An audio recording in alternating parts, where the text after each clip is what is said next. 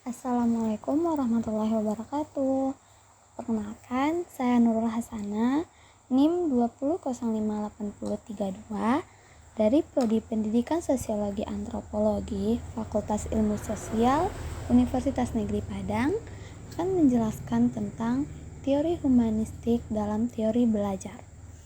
Baiklah, silakan didengar. Baiklah, di sini saya akan menjelaskan tentang teori humanistik.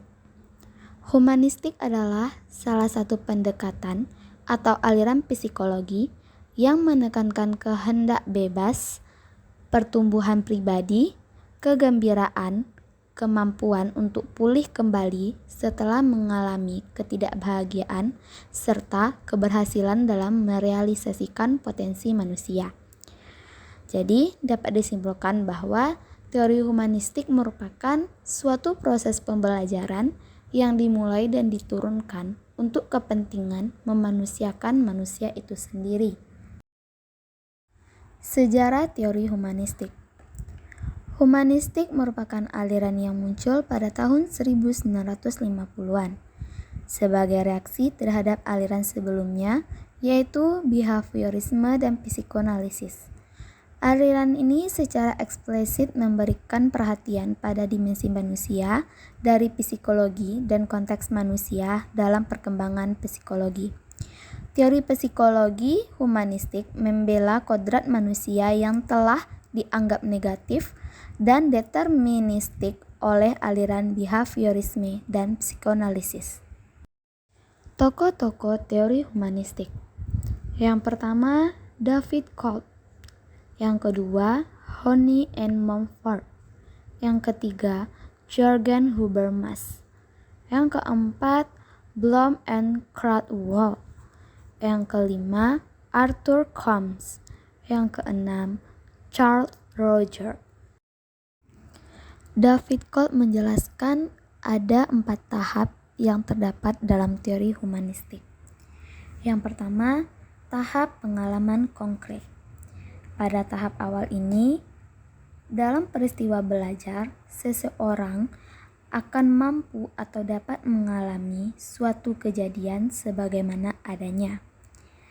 Yang kedua, tahap pengalaman aktif dan reflektif. Pada tahap ini, seseorang akan semakin lama semakin mampu melakukan observasi secara aktif terhadap peristiwa yang dialaminya.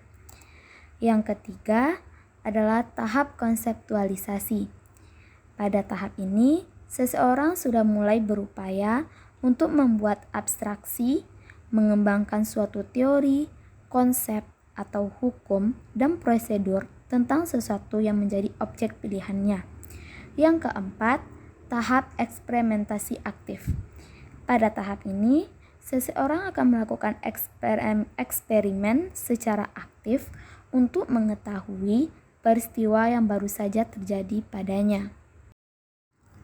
Menurut Honey and Mumford, dalam teori humanistik dibagi menjadi 4 kelompok. Kelompok yang pertama adalah kelompok aktivis. Orang-orang yang tergolong dalam kelompok aktivis adalah mereka yang sering melibatkan diri dan berpartisipasi aktif dalam berbagai kegiatan dan tujuan untuk memperoleh pengalaman-pengalaman baru. Yang kedua adalah kelompok reflektor. Kelompok ini berlawanan dengan kelompok aktivis. Mereka lebih berhati-hati dalam melakukan tindakan dan penuh dengan pertimbangan. Yang ketiga adalah kelompok teroris. Kelompok ini cenderung kritis. Mereka suka menganalisis, berpikir rasional dengan menggunakan penalarannya. Yang keempat, kelompok pragmatis. Kelompok ini memiliki sifat praktis. Mereka tidak suka berpanjang-panjang lebar dengan teori-teori, konsep-konsep, dan dalil-dalil. Yang terpenting bagi mereka hanyalah aspek-aspek yang praktis. Menurut Jürgen Habermas, dalam teori humanistik terbagi menjadi 3 tahap belajar. Yang pertama adalah tahap belajar teknis. Tahap belajar teknis adalah belajar bagaimana seseorang dapat berinteraksi dengan lingkungan alamnya secara benar.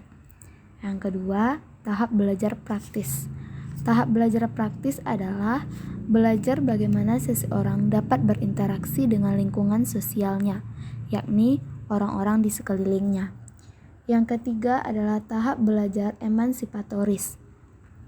Tahap belajar ini menekankan upaya agar orang mencapai suatu pemahaman dan kesadaran yang tinggi akan terjadinya perubahan atau informasi budaya dalam lingkungan sosialnya. Blount and Caldwell. Menurutnya, teori humanistik, siswa lebih menekankan perhatian pada apa yang seharusnya dikuasai oleh individu sebagai tujuan dari pembelajarannya. Tujuan pembelajaran tersebut dirangkainya dalam 3 kawasan yang dikenai dengan sebutan taksonomi Bloom. Arthur Combs berpendapat bahwa kesalahan dengan berasumsi bahwa peserta didik mau belajar apabila materi pembelajaran disusun dan disajikan sebagaimana mestinya. Padahal, arti tindakanlah menyatukan pada materi pembelajaran itu, sehingga yang penting ialah bagaimana membawa si peserta didik untuk memperoleh arti bagi pribadinya dari materi pembelajaran tersebut dan menghubunginya dengan kehidupannya. Menurut Carl Rogers, pembelajaran dibagi menjadi 2. Yang pertama, belajar yang bermakna terjadi jika proses pembelajarannya melibatkan pikiran dan perasaan. Yang kedua, belajar yang tidak bermakna terjadi bila proses pembelajaran melibatkan aspek pikiran, akan tetapi tidak melibatkan aspek perasaan peserta didik. Ciri-ciri teori humanistik. Ciri-ciri teori humanistik ada 4. Yang pertama, mementingkan manusia sebagai pribadi. Yang kedua, mementingkan kebulatan pribadi. Yang ketiga, mementingkan peranan kognitif dan afektif. Yang keempat, mengutamakan terjadinya aktualisasi diri dan self-contact. Tujuan teori humanistik. Tujuan pendidikan humanistik adalah membantu manusia mengekspresikan dirinya secara utuh, bebas, berani, dan gembira. Tujuan humanisme lainnya yaitu memanusiakan manusia. Proses belajar dianggap berhasil jika si pelajar memahami lingkungannya dan dirinya sendiri. Teori belajar ini berusaha memahami perilaku belajar dari sudut pandang pelakunya, bukan dari sudut pandang pendengarnya. Tujuan utama pendidikan adalah membantu peserta didik untuk mengembangkan dirinya dengan cara membantu masing-masing individu sebagai manusia yang unik dan membantu dalam mewujudkan potensi-potensi yang ada dalam diri mereka. Implikasi teori belajar humanistik. Psikologi humanistik memberi perhatian atas guru sebagai fasilitator. Guru akan memberikan kemudahan belajar dengan berbagai kualitas yang dimilikinya. Dia akan membimbing peserta didik dalam kegiatan pembelajaran. Anak didik bukanlah robot, tetapi manusia yang dibantu dalam proses pendewasaannya agar dia dapat mandiri dan berpikir kritis. Proses pendidikan dan pembelajaran harus diarahkan agar potensi yang ada pada peserta didik dapat dikembangkan seoptimal mungkin sesuai dengan fitrahnya. Tugas-tugas guru dalam memfasilitasi murid adalah: yang pertama, memfasilitasi sebaik mungkin dengan memberikan perhatian kepada siswa. Yang kedua, membantu memperoleh dan menjelaskan tujuan-tujuan yang bersifat umum. Yang ketiga, harus waspada pada ungkapan yang bernada kasar yang bisa mengganggu siswa. Aplikasi teori humanistik. Aplikasi ini menunjuk pada ruh atau spirit selama proses pembelajaran yang mewarnai metode-metode yang telah diterapkan oleh guru. Tujuan pembelajaran lebih kepada proses belajar daripada hasil belajar. Adapun proses yang umumnya adalah 1. merumuskan tujuan belajar yang jelas. 2. Mendorong peserta didik mengembangkan kesanggupan untuk belajar atas inisiatif sendiri. 3. Mendorong peserta didik untuk berpikir kritis, memaknai proses pembelajaran secara mandiri. 4. Guru menerima peserta didik apa adanya dan memberikan kesempatan kepada peserta didik untuk menyesuaikan dengan kecepatan dan kemampuannya. Penerapan teori humanistik. Yang pertama, guru dapat memberikan reward kepada murid yang berhasil melakukan suatu hal agar murid semakin semangat dalam pembelajarannya. Yang kedua, peserta didik perlu dihindarkan dari tekanan pada lingkungan sehingga mereka merasa aman untuk belajar.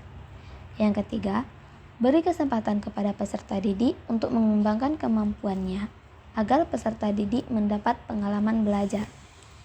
Yang keempat, pendidik harus memfasilitasi peserta didik dengan memberikan sumber belajar yang mendukung dalam proses pembelajarannya. Baiklah, sekian dari penjelasannya. Terima kasih.